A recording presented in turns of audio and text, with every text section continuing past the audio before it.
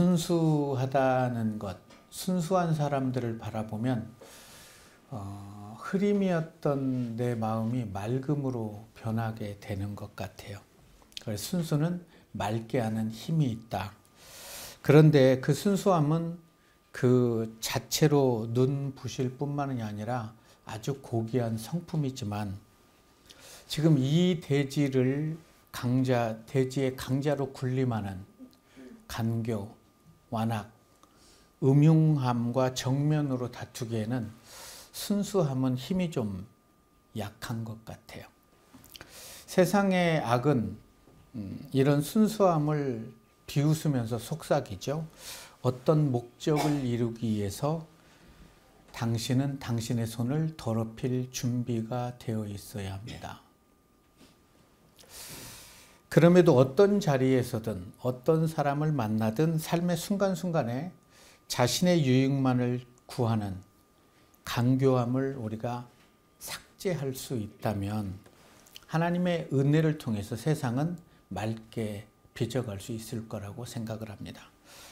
사람들이 죄에 빠질 때는 처음부터 내가 오늘부터 죄에 좀 빠져봐야 되겠다. 죄를 지어봐야 되겠다. 이렇게 하지는 않습니다. 자신도 모르게 그럴듯한 말에 현혹되어서 죄에 빠지게 되고 시간이 흐르면 죄에 중독이 되어버리면 그 죄에서 빠져나올 수 없게 되는 것이지요. 하와는 뱀의 유혹의 말을 듣기 전에는 선악과 나무에 관심을 두지 않았습니다. 그런데 뱀의 현혹된 말을 들은 이후에는 선악과가 보암직도 하고 먹음직도 하고 탐스럽게 할 만큼 그렇게 보였던 거죠. 너희가 그것을 먹는 날에는 너희 눈이 밝아져 하나님같이 될 거야. 인간의 최대의 유혹은 하나님이 되는 것이지요. 그래서 그 한마디에 그녀뿐만이 아니라 아담의 마음까지도 무기력하게 만들게 됩니다. 아담과 하와를 무기력하게 만들었던 사단의 유혹은 수천 년이 지난 지금까지도 하나님의 백성을 여전히 유혹하고 있습니다. 그 유혹의 현장을 우리가 함께 살펴보기를 원합니다. 오늘 함께 은혜 나눌 말씀은 민수기 25장 1절에서 13절의 말씀입니다. 이스라엘이 시딤에 머물러 있더니 그 백성이 모압 여자들과 음행하기를 시작하니라. 그 여자들이 자기 신들에게 제사할 때에 이스라엘 백성을 청하매 백성이 먹고 그들의 신들에게 절함으로 이스라엘이 바알 부울에게 가담한지라. 여호와께서 이스라엘에게 진노하시니라. 여호와께서 모세에게 이르시되 백성의 수령들을 잡아 태양을 향하여 여호와 앞에 목매어 달라. 그리하면 여호와의 진노가 이스라엘에게서 떠나리라. 모세가 이스라엘 재판관들에게 이르되 너희는 각각 바알 부울에게 가담한 사람들을 죽이라 하니라. 이스라엘 자손의 온 회중이 한명에서 올 때에 이스라엘 자손 한 사람이 모세와 온 회중의 눈앞에 미디안의 한 여인을 데리고 그의 형제에게로 온지라. 제사장 아론의 손자 엘리아살의 아들 비느하스가 보고 회중 가운데에서 일어나 손에 창을 들고 그 이스라엘 남자를 따라 그의 막사에 들어가 이스라엘 남자와 그 여인의 배를 꿰뚫어서 두 사람을 죽이니 연병이 이스라엘 자손에게서 그쳤더라. 그 연병으로 죽은 자가 24,000명이었더라. 여호와께서 모세에게 말씀하여 이르시되 제사장 아론의 손자 엘르아살의 아들 비느하스가 내 질투심으로 질투하여 이스라엘 자손 중에 내 노를 돌이켜서 내 질투심으로 그들을 소멸하지 않게 하였도다. 그와 그의 후손에게 영원한 제사장의 직분의 언약이라. 그가 그의 하나님을 위하여 질투하여 이스라엘 자손을 속죄하였음이니라. 아멘. 오늘 본문의 내용은 읽기도 조금 낯이 붉어지는 그런 내용들이죠. 음행을 하고 또 하나님께서는 그를 죽이라고 하고 동족들끼리 음행에 가담한 자를 죽이고 그 음행에 가담한 자가 10명, 20명이 아니라 24,000명의 남자가 모압 여인들과 음행에 가담했다는 거예요. 참 끔찍한 일이죠. 하나님의 백성들은 하나님의 믿음으로 또 은혜로 사는 사람들이지요. 하나님의 백성이 하나님의 은혜 안에 있으면 어떤 사탄의 공격에도 막아낼 수 있습니다. 그러나 우리가 자주 깨닫게 되는 것은 은혜 받는 것도 어렵지만 받은 은혜를 지키고 키워가는 것은 더 어렵다는 거예요. 이스라엘 백성들이 광야에서 40년 동안 하나님의 은혜 안에서 믿음의 행진을 했고 오늘 본문에 도착한 곳이 시딤인데 이 시딤은 광야 생활의 종착역이었어요. 시딤은 요단강에서 약 11km 정도를 떨어졌는데 하나님의 은혜로 이제 시딤에 왔어요. 이제 가나안만 들어가면 되는데 그때까지 왔기 때문에 그들의 마음이 조금은 해이해졌었나 봐요. 그때 사단은 그들의 해이된 마음을 공략하게 되죠. 이때를 놓치지 않고 이스라엘 백성들의 마음을 흔드는 계략을 꾸미는데 모압 여인들을 통한 성적인 유혹이었습니다. 40년의 광야 생활에 하나님의 말씀으로 준비된 백성들이 모압 여인들의 성적인 유혹에 그 유혹을 뿌리칠 수 있었을까요? 우리는 먼저 본문을 읽었기 때문에 뿌리치지 못했다라고 알고 있지만 1절의 말씀을 보니까 이스라엘이 시딤에 머물러 있더니 그 백성이 모압 여자들과 음행하기를 시작하니라. 40년을 광야 생활 끝에 바로 이런 엄청난 일들이 펼쳐지는 거죠. 40년 광야의 끝에까지 행진을 하면서 이들은 자신들이 이럴 거라고 생각이나 했을까요? 우리가 인생을 어느 만큼 살다 보면 내가 이런 삶을 살 거라고 생각하고 그런 삶을 살았을까요?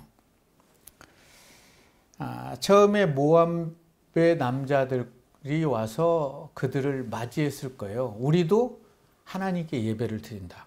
너희가 광야에서 너희를 통해서 애굽에서 구원하고 구원하신 하나님은 우리도 찬양한다 하면서 친밀감으로 다가왔을 거예요. 그리고 우리도 아브라함의 조카 롯의 후손이다. 그러니까 우리의 예배도 한번 참석해봐라. 그래서 몇 명의 지도자들이 그 예배를 참석했는데 그 예배는 열린 예배였어요. 하나님께 광야에서 드리는 예배는 양을 죽이고 피를 뿌리고 제사를 드리고 이런 예배인데 그곳에 가니까 먹을 것이 풍성하고요. 또 음악이 있고요. 그리고 아름다운 여인이 있는 거예요. 그래서 그 한 번의 예배를 딱 드리고 이스라엘 남자들이 알아서 전도를 하는 거예요. 너 이런 예배 들어봤어? 그러니까 오늘 우리가 드리는 이 예배가 아니라 밤에 있는 나이트에서 그들이 예배를 한번 드리고 나니까 그 예배는 너무 좋다는 거죠.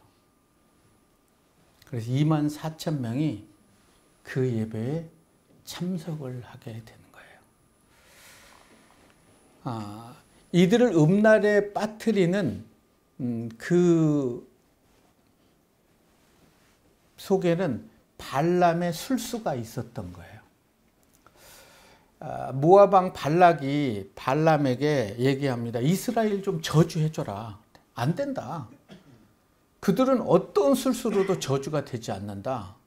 그래서 계속 얘기해도 안 된다고 그러니까 그러면 내가 너에게 투자했던 이런 모든 것들을 다 내놔라. 그러니까 한 가지 방법이 있다 하고 발람이 부올의 아들 발람이 떠나면서 기뜸을 해줘요. 이스라엘 백성들은 그 어떤 것으로도 저주할 수 없지만 단 하나가 있는데 그들이 스스로 하나님 앞에서 죄를 짓게 하라는 거예요.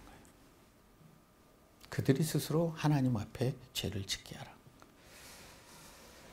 모압을 이렇게 쭉 거슬러 가면 아브라함의 조카 롯입니다. 애굽에서 나와서 큰 재물을 가지고 나왔을 때 롯의 목자와 아브라함의 목자가 다투죠. 그럴 때 아브라함이 우리는 친족인데 이렇게 다투면 되겠느냐. 우리가 이제 헤어질 때가 됐다. 너가 동하면 내가 서하겠다. 그러면 조카니까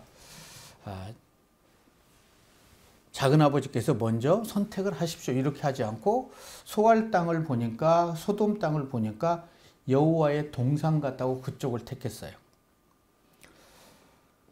그때 그런 쪽으로 택해서 그곳에 갔는데 하나님께서는 이 소돔의 엄청난 죄악상을 들으시고 아브라함을 신방하죠.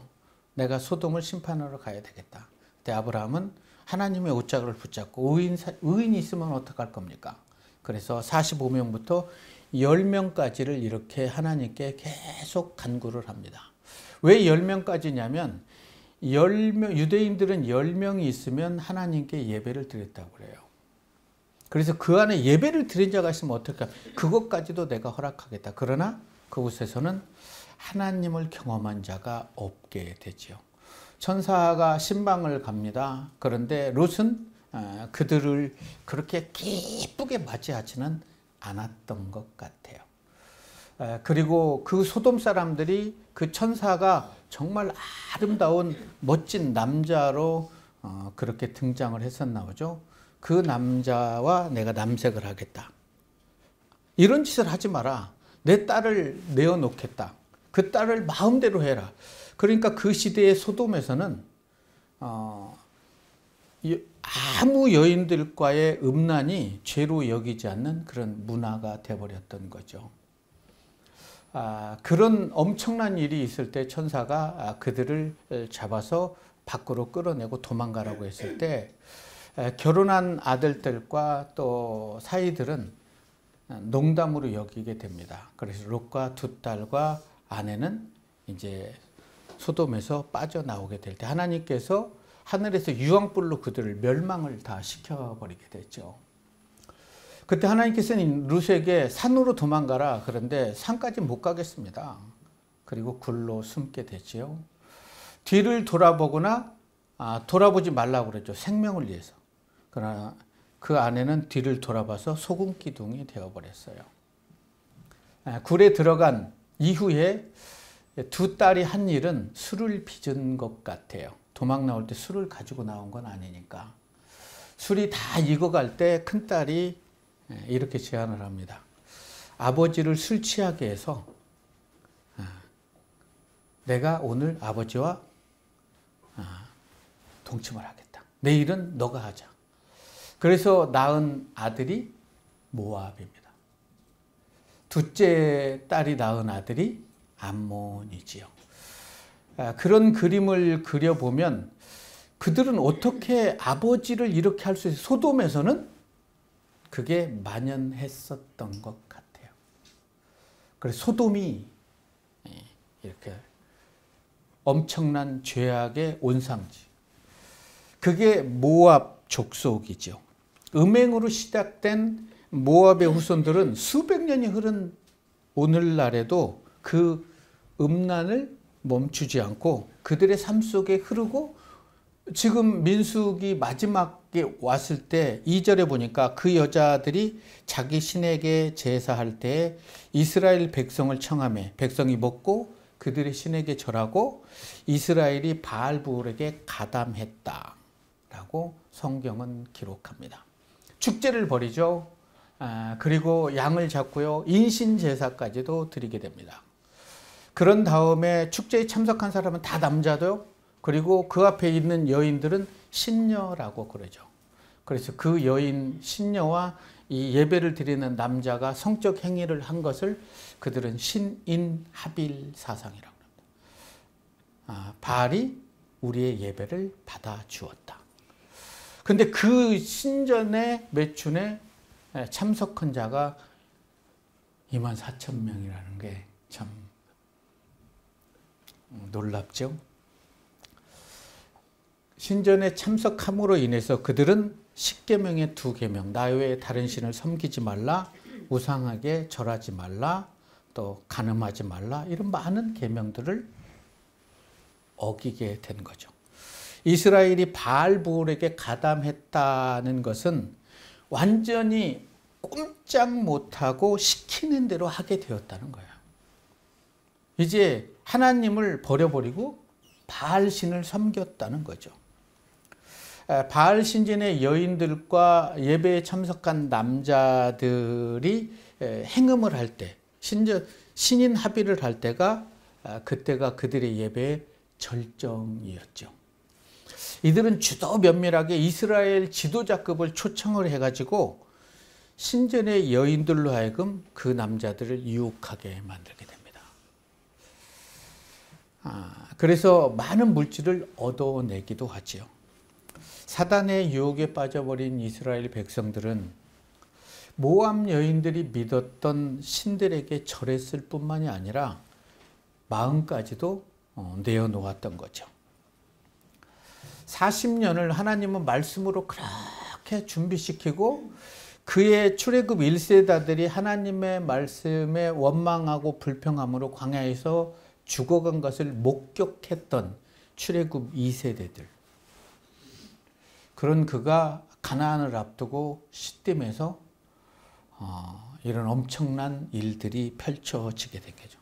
처음에는 몇 명으로 시작됐는데 그것이 산불처럼 번지게 돼서 24,000명을 가담하게 된 거죠.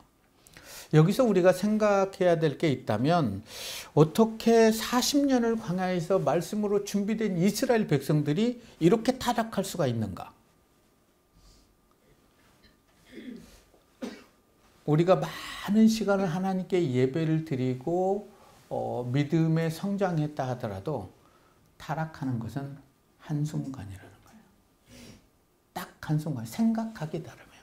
누군가가 그렇대, 이거래 라고 하면 선악과가 갑자기 맛있게 보이는 거죠.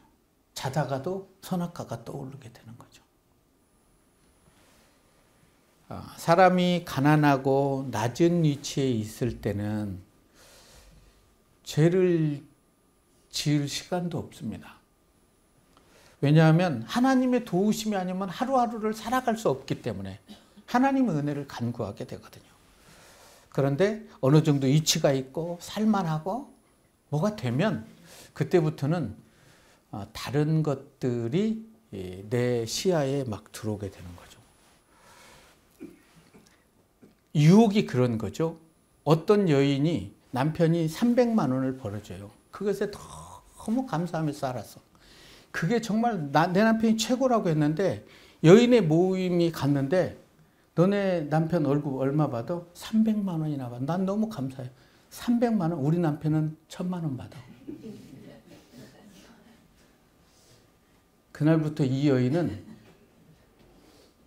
남편이 존경스럽지 않는 거예요. 이상하죠? 어디에 관점을 두느냐에 따라서 우리의 삶은 다른 거죠. 갑자기 시딤에 와서 생전에 보지 못하는 아름다운 여인. 여러분 40년간 광야에서 행진했던 여인들은 다 시커멓고 자기 얼굴을 꾸밀 그런 상황이 아니었어요. 뭐 샤워실 있고 화장품 있고 이런 게 아니에요. 근데 모압 여인은 엄청난 거죠. 그런데 언어도 예쁘고 모든 것이 완벽한 거예요. 거의 정신을 잃어버리게 된 거죠. 교회 생활도 마찬가지인 것 같아요. 처음에는 누구나 겸손합니다. 여러분 신학교에 가면 신학생들은 다 겸손합니다. 새벽 예배 끝나면요 기도하면 여기저기서 막 쥐하고 막 개구리 울음소리도 들리고 막 별소리가 다 들립니다. 저희 막 쭈쭈쭈쭈쭈 막 이렇게 하면 기도가 잘 안 돼. 빨리 좀 끝나면 가겠는데 절대 안 끝나는 거예요. 뭐 그렇게 다 갈급하게 하는 거죠. 그런데 시간이 지나고 담임 목회자가 되고 뭐 성도들도 직분을 받고 자기의 입지가 올라가게 되면 탐스럽게 할 만큼 보암직 또한 이런 것들이 보여서 교만의 자리로 앉게 된다는 거죠. 사담은 하와에게 선악과 한 입을 물려주고요. 에덴 동산을 빼앗아가 버렸어요. 에덴 동산 안에 얼마나 아름다운 열매 모든 것들이 있습니까? 그런데 눈이 멀게 되면 선악과 한 입에 모든 것을 내어놓아야 돼요. 불륜도 그렇죠. 오늘 본문에서도 마찬가지예요. 바알 부올에게 가담하지 않았다면 이들은 가나안 땅에서 하나님이 주신 은혜로 살 수 있는데 그 한순간 때문에 그들은 그곳에서 인생을 마감해야 했어요. 죽을 때 어떤 생각을 했을까요? 수십 년을 광야에서 이렇게 준비됐는데 이렇게 죽는 게 얼마나 가슴 아프겠습니까? 그러면 우리는 세상이 나에게 무엇을 줄 것인가라는 것을 묵상하기보다는 내가 하나님의 은혜 안에서 어떻게 성장할 것인가를 생각할 필요가 있습니다. 4절의 말씀을 보면 여호와께서 모세에게 이르시되 백성의 수령을 잡아 태양을 향하여 여호와 앞에 목매어 달라. 참 무자비하죠. 그리하면 여호와의 진노가 이스라엘에서 떠날 것이다. 태양을 향하여 사람들이 볼 수 있도록 공개적으로 처형하라는 거죠. 이게 얼마나 엄청난 파급력이 있는지를 보여주란다는 거예요. 공개적으로 자신의 수치를 그들은 감당해야만 했습니다. 이렇게 온 이스라엘이 연병으로 인해서 막 죽어가고 공개 처형이 되는데 웃지 못할 일이 또 하나 벌어져요. 6절의 말씀을 보면 그렇죠. 이스라엘 자손 한 사람이 모세와 온 회중의 눈앞에 미디안의 한 여인을 데리고 그 형제에게로 온지라. 신전에서 일하는 신녀를 너무나 아름다우니까 자기 장막으로 들여서 거기서 또 신인 하빌 이런 매춘을 음행을 하게 되는 거예요. 장막까지 데리고 와서. 이 남자는 시므온 지파의 지도자인 시므리입니다. 그리고 한 여인은 미디안 족장의 한 수령 수르의 딸 고스비죠. 이 모습을 지켜본 대제사장 아론의 손자 엘르아살의 아들 비느하스가 여호와의 질투하심으로 그 행음을 하고 있는 그 장막에 들어가서 창으로 그들을 찔려서 죽이게 됩니다. 여호와의 질투하심으로 그들이 죽었을 때 연병이 그 땅에서 그치게 되죠. 그 연병으로 죽은 자가 24,000명이라는 거죠. 모압 왕 발락이 발람에게 들었던 발람의 술수는 그 파괴력은 엄청났습니다. 그리스도인은 이 세상의 그 어떤 것으로도 저주할 수 없습니다. 그러나 단 한 가지, 그들로 하여금 하나님을 멀어지게 하십시오. 그들에게 예배의 소중함을 멀리하게 하십시오. 그들에게 세상의 그 탐욕을 허락해 주십시오. 그러면 그들은 하나님과 멀어질 것입니다. 발람의 술수는 세상의 그 어떤 것으로도 망할 수 없다는 걸 발람은 알았어요. 그래서 그 기쁨 한마디에 이스라엘 백성 24,000명이 그렇게 죽음에 임하게 되는 거죠. 비느하스는 아론의 손자죠. 그것을 목격했을 때 모압 여인을 데리고 텐트로 들어갔을 때 얼마나 기가 막혔겠습니까? 거기서 예배를 드린 것은 그렇다 치지만 여기까지 그 여인을 데리고 온다는 게 참 어처구니가 없는 거죠. 그래서 여호와의 질투하심으로 그를 죽였다는데 여기서 질투심에 해당하는 히브리어 키느아는 열정이라는 말에서 유래가 됩니다. 하나님을 향한 열정. 나에게 하나님을 향한 열정이 있는가? 죄를 거부할 수 있는 그런 열정이 있는가? 민수기 31장 7절 8절을 한번 같이 읽어볼까요? 발람의 최후를 기록하고 있습니다. 읽습니다. 그들이 여호와께서 모세에게 명하신 대로 미디안을 쳐서 남자를 다 죽였고 그 죽인 자 외에 미디안의 5왕을 죽였으니 미디안 왕들은 에이와 레겐과 스루와 후루와 레바며 또 부올의 아들 발람을 칼로 죽였더라. 비느하스는 하나님을 향한 열정으로 이스라엘을 지금 막 진행되고 있는 하나님의 진노를 막아낼 수 있었어요. 하나님은 그에게 평화의 언약을 주셨죠. 비느하스 후손들은 영원한 제사장의 직분을 허락하게 된 거죠. 야곱은 레이에게 저주를 막 퍼붓습니다. 야곱의 유언에는 시므온과 레이는 칸의 자네다 막 했는데 야곱의 저주를 뒤바꿀 수 있었던 결과 하나님의 질투하심으로, 하나님을 향한 열정으로 이제는 영원한 제사장의 직분이 레인이 할 수 있게 되었다는 거죠. 마틴 루터 킹 목사님은 이런 얘기를 합니다. 하나님께서는 예수 그리스도께 관심 있는 100명의 무리보다 예수 그리스도께 헌신된 한 사람이 필요합니다. 하나님께서는 거룩한 소수와 일하시기를 소중히 여기시는 하나님이심을 일깨워 주는 말이죠. 비느하스 같은 사람 말입니다. 여러분들은 예수 그리스도께 관심을 두면서 살아가고 계십니까? 아니면 예수 그리스도를 향한 열정을 가진 헌신된 삶을 살아가고자 하십니까? 사단의 유혹에 마음을 빼앗긴 하나님의 사람 다윗, 모든 것을 이루었을 때 그 부하 우리아의 아내 밧세바와 동침을 함으로 인해서 그가 죽을 때까지, 죽은 후에도 그의 후손들은 이런 음란에 자유하지 못합니다. 솔로몬은 뭐 말할 필요도 없고요. 그의 아들 암몬이 동생, 여동생을 강간해버리고 그 강간한 오빠를 압살롬이 암놈을 죽이고 이런 일들이 쭉 흘러나게 됩니다. 이스라엘 백성들은 애굽에서 구원을 받아서 시내산에서 하나님의 말씀을 받았어요. 그리고 모세의 희생적인 그런 지도력과 끊임없는 하나님의 능력과 기적을 체험했음에도 그들은 하나님의 말씀을 마음에 두지 못한 것 같아요. 어쩌면 하나님의 능력에 관심을 두었는지도 모르죠. 그래서 시딤에서 가나안을 옆에 두고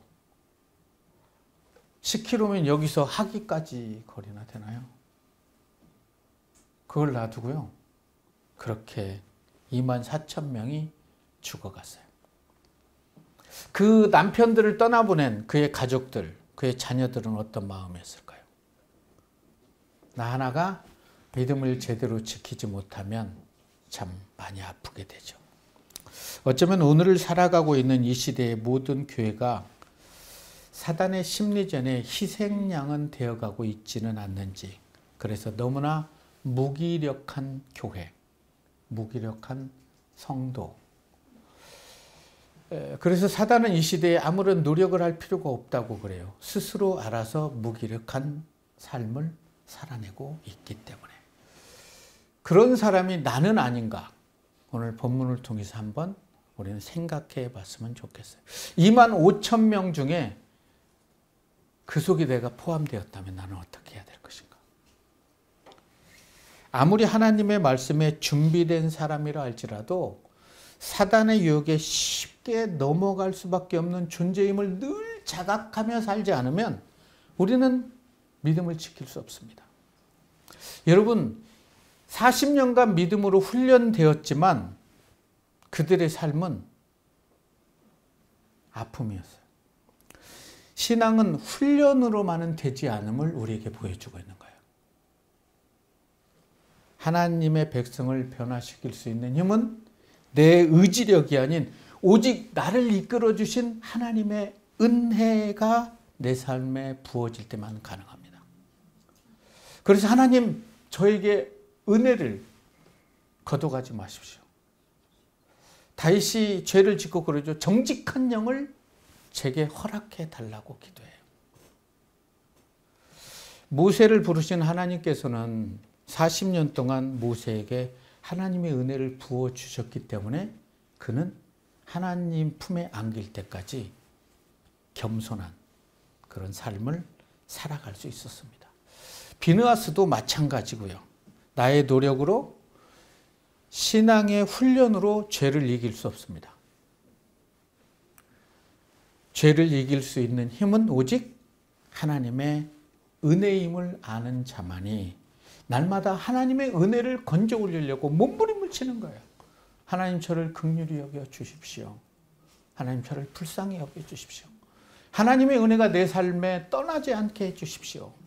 라고 고백할 때 사단은 여러분들에게서 멀어질 것입니다. 그래서 늘 하나님의 은혜가 저와 여러분의 삶에 가득 부어지기를 우리를 죄에서 구원하신 예수님 이름으로 축원합니다.